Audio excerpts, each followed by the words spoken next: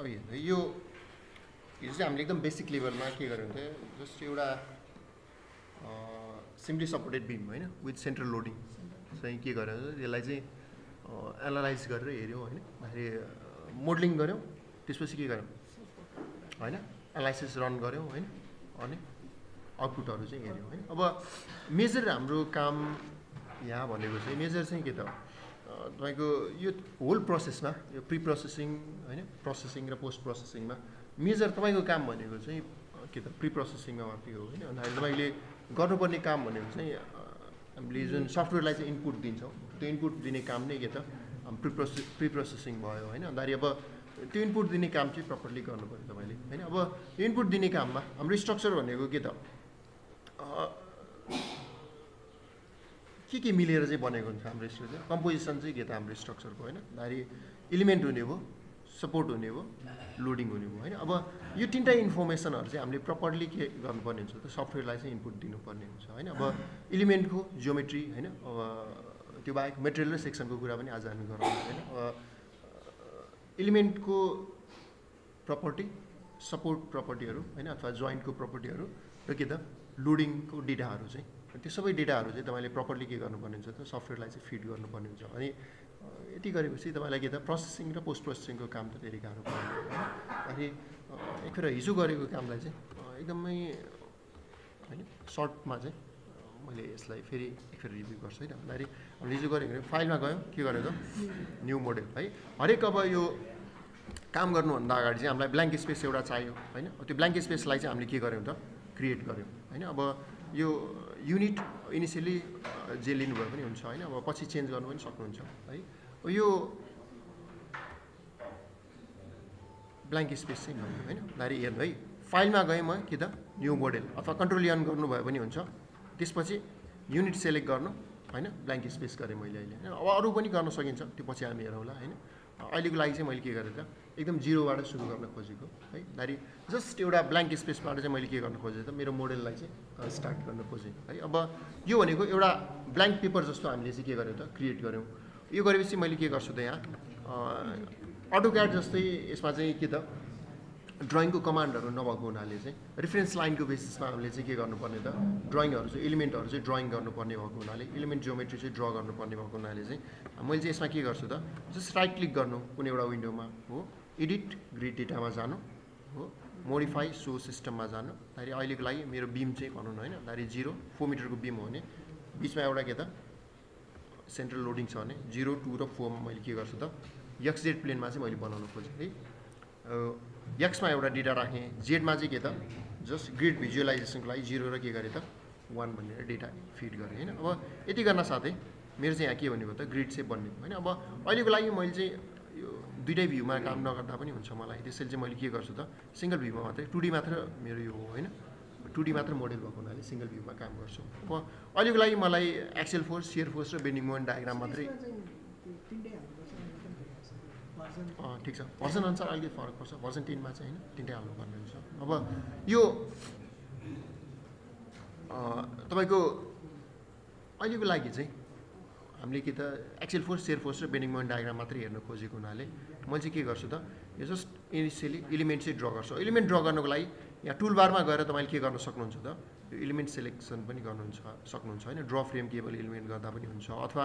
यो चाहिँ मेन्यु बारमा गएर ड्र मेनुमा ड्रइङ मेनुमा के त ड्र फ्रेम केबल टेन्डन गर्नुभयो पनि हुन्छ होइन अब यो अहिले यो बक्स आउँछ यो चाहिँ पछि हामी कुरा गरौँ होइन अहिलेको लागि के गर्नु त यसलाई चाहिँ क्रस गर्नु अब मैले के गर्छु यहाँ यसलाई चाहिँ जस्ट अटोक्याडमा ड्र गरेको जस्तै पोइन्ट टु पोइन्ट के गर्छु त ड्र गर्छु दुईटा बक्स भयो नि त्यो एउटा मात्र बक्सले मात्र एनालाइज गर्न मिल्दैन एनालाइज गर्दाखेरि होल सिस्टमै गर्छ उसले त होइन एउटा सिस्टम हुन्छ होइन दारी एउटा उसले एनालाइज गर्दा चाहिँ होल सिस्टमलाई एनालाइज गर्छ होइन अब जस्तो अब यति गरेपछि मेरो इलिमेन्ट चाहिँ बन्यो होइन अब इलिमेन्ट बन्यो भने मैले चाहिँ के गर्नु पऱ्यो त सपोर्ट पनि असाइन गर्नु पऱ्यो होइन दारी जोइन्ट सेलेक्ट गर्छु मैले असाइन जोइन्ट के त रिस्ट्रेन हिन्ज गरेँ त्यसरी नै अर्को जोइन्ट पनि सिलेक्ट गरेँ के गरेँ त असाइन जोइन्ट रिस्ट्रेन के गर्छु त मैले रोलर गर्छु होइन अब यति गर्न साथै मेरो के त सपोर्ट पनि भयो है हेर्नु यहाँसम्म हामीले के गर्यौँ त इलिमेन्ट र सपोर्ट चाहिँ असाइन गऱ्यौँ होइन यति गरेपछि फेरि यो मिडको जोइन्ट पनि सेलेक्ट गर्नु असाइन के त जोइन्ट लोड हैन मेनु बारमा असाइन मेनुमा हैन जोइन्ट लोड के गर्छु त फोर्सेस है असाइन मेनुमा जोइन्ट लोड फोर्सेस गर्छु मैले यो चाहिँ -100 किलोन्युटन डाउनवार्ड डिरेक्सनमा अब दिन खोजेको हुनाले मैले चाहिँ के गर्छु त यो डाउनवार्ड लोड चाहिँ अप्लाई गर्छु हैन अब यो एनालाइसिस चाहिँ विदाउट सेल्फ वेट गर्नु छ भने चाहिँ मलाई के गर्छु मैले डिफाइनमा गएर लोड प्याटर्नमा गएर यो सेल्फ वेट मल्टिप्लायरलाई चाहिँ के त 0 गर्छु हैन यो चाहिँ सेल्फ वेट लिनु छैन भने चाहिँ हैन विदाउट सेल्फ वेट चाहिँ एनालाइज गर्नु छ भने डिफाइनमा गएर लोड प्याटर्नमा गएर अथवा तपाईँकोमा चाहिँ लोड केस हैन पर्सन 19 मा चाहिँ लोड केस अनि यो सेल्फ वेट मल्टिप्लायरलाई चाहिँ 0 गर्ने 0 गरेर मोडिफाई लोड प्याटर्न गर्नु है सेल्फ वेट मल्टिप्लायरलाई 0 राखेर मोडिफाई लोड प्याटर्न गर्नु है अब यति गरिसकेपछि अब हामीले हिजो चाहिँ यो युडिएल पनि अप्लाई गरेको थियो नि हैन युडिएल अप्लाई गर्ने हो भने यो एलिमेन्ट चाहिँ सिलेक्ट गर्नु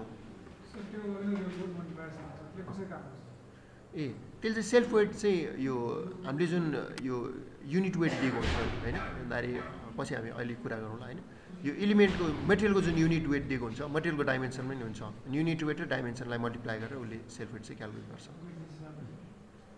है ल अब यो युडिएल अप्लाई गर्ने हो भने चाहिँ जस्ट यो के त तपाईले फ्रेम सेलेक्ट गर्नु असाइन के त फ्रेम लोड जस्तो डिस्ट्रिब्युटेड लोड चाहिँ मलाई 10 किलोन्युटन पर मिटरको डिस्ट्रिब्युटेड लोड असाइन गर्नु छ भने मैले यो 10 अप्लाई गर्छु युनिफर्म लोडमा यो चाहिँ के भयो त 10 किलोन्युटन पर मिटर हैन त्यसरी नै अब यो नेक्स्टमा चाहिँ युनिफर्मली भ्यारिङ लोड असाइन गर्नु छ भने असाइन फ्रेम लोड डिस्ट्रिब्युटेडमै जान्छु यो चाहिँ रिलेटिभ छ भने के त मैले चाहिँ रिलेटिभ डिस्टेन्सको टर्ममा दिन्छु लोड 0 डिस्टेन्समा के त 0 लोड हैन 1 डिस्टेन्समा रिलेटिभ डिस्टेन्स 1 मा चाहिँ के त 10 लोड है यो गरे भने के हुने भयो त तपाईको हेर्नु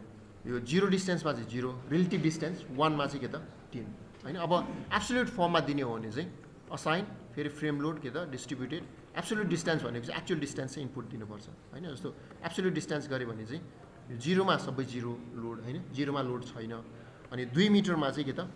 एब्सोल्युटमा चाहिँ मिटरको टर्ममा लिने हो हैन एक्चुअल डिस्टेन्सको टर्ममा लिने हो हैन 2 मिटरमा चाहिँ एट द 2 मिटर के त हाम्रो लोडिङ चाहिँ 10 किलोमिटर पर मिटर हैन सेम दिइरा छ अब यति गरेपछि हामीले चाहिँ के गरेको थियौँ यसलाई चाहिँ एनालाइज गरेको थियौँ अब एनालाइसिस गर्नको लागि हिजो हामीले कुरा गरेको जस्तै यहाँ चाहिँ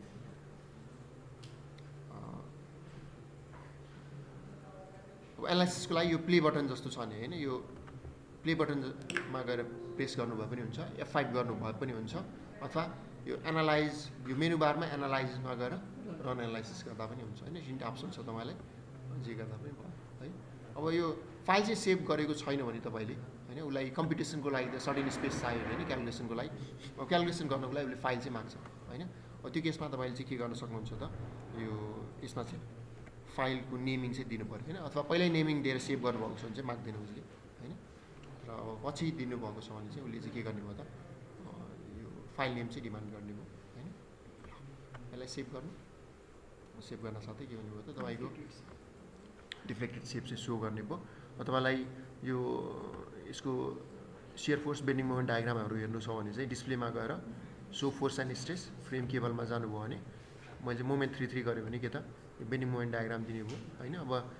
यो टुल बारमा यो यसलाई प्रेस गर्नुभयो पनि हुन्छ सो फोर्स स्ट्रेस यो बेन्डिङ मोमेन्ट डायग्राम दिइरहेको छ हैन यसमा चाहिँ सो भ्यालु अन डायग्राम गर्नुभयो भने यसले चाहिँ के गर्ने भयो त हैन भ्यालु चाहिँ सो गर्ने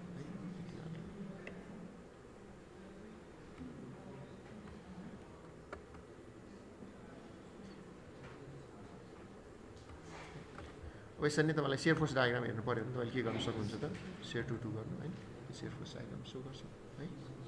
अब तपाईलाई यो रियाक्सन हेर्नु छ भने अब यसैमा गएर हैन अब डिस्प्लेमा गएर सो फोर्स एन्ड स्ट्रेस जोइन्ट चाहिँ गर्नु पर्यो रियाक्सन हेर्ने हो भने है किनकि फ्रेमको हैन नि त हैन रियाक्सन भनेको त कहाँ आउँछ त जोइन्टमा आउँछ यो गर्न साथै उले के गर्ने भयो त जोइन्ट रियाक्सनहरु चाहिँ सो गर्ने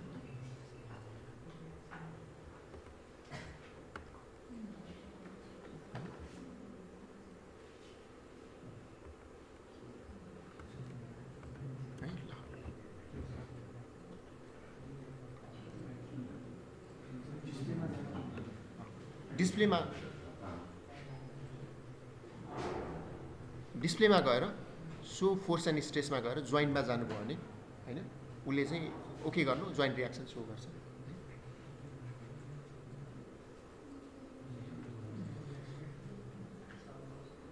डिस्प्ले होइन सो फोर्स एन्ड स्ट्रेस होइन जोइन्ट गर्नुभयो भने उसले चाहिँ के गर्ने भयो त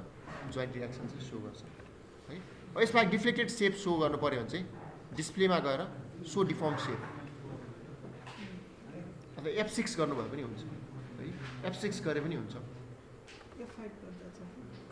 होइन। अब यो यसमा के त यसमा प्रेस यहाँ के त यो टुल बारमा यो टपको टुल बारमा साइडमा हामीले यो डिफर्म सेप जस्तो देखाइरहेको छ होइन, यसलाई प्रेस गर्नुभयो पनि हुन्छ। टुल बारबाट पनि जान सक्नुहुन्छ अथवा के त यो मेनु बारबाट पनि जान सक्नुहुन्छ। सो के त सो डिफर्म सेप अथवा F6 प्रेस गर्नुभयो पनि हुन्छ है। अब यहाँ तपाईँले हेर्नुभयो भने हेर्नु त यो तपाईँको यो जोइन्टमा चाहिँ कति डिफर्मेसन आइरहेछ उसले चाहिँ के गर्छ त सो गर्छ है। अब तपाईँलाई होइन यहाँ युनिट चेन्ज गरेर हेर्नु छ भने यहाँ चेन्ज गर्दा पनि हुन्छ है, केही फरक पर्दैन होइन। यो बटममा चाहिँ मलाई एमएममा हेर्नु पऱ्यो, डिफर्मेसन त कम हुन्छ होइन। एमएममा हेर्नु पऱ्यो भने यसलाई के गर्नु त एमएममा कन्भर्ट गर्नु होइन। त्यसपछि हेर्नुभयो भने यो चाहिँ के दिन्छ त अब उसले यहाँ लगेर क्लिक गर्नु भने उसले चाहिँ के त एमएममा चाहिँ यो भ्यालु चाहिँ दिने भयो।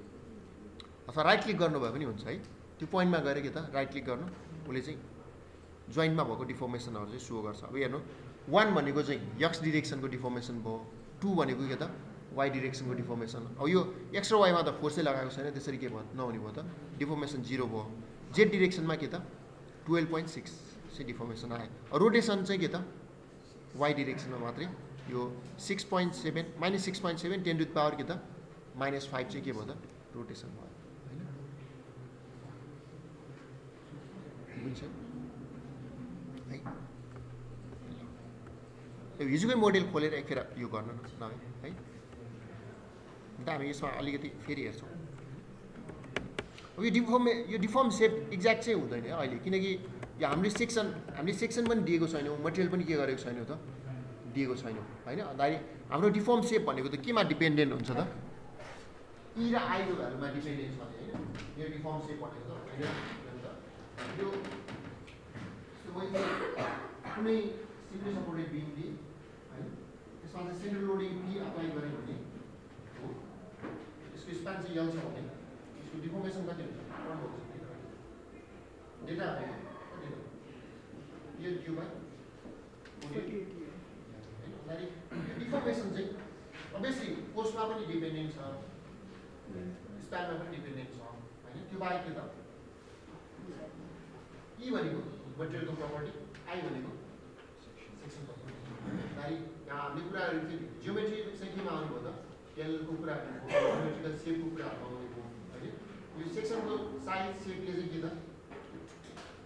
आईसँग रिलेटेड हो होइन। मेटेरियल प्रपर्टी भनेको ई होइन, पोजिसन रेसियो यो अब यो प्रपर्टी इनपुट नदिएसम्म चाहिँ हाम्रो डिफर्म सेप चाहिँ के हुँदैन त हामीले प्रपरली यो गर्न चाहिँ सक्दैनौँ होइन, एक्ज्याक्ट डिफर्म सेप चाहिँ आउँदैन है। ल त्यसो हो भने हिजो हामीले जुन छुटाएको थियौँ त्यो दुईवटा चिजलाई पनि आज डिफाइन गरौँ न त।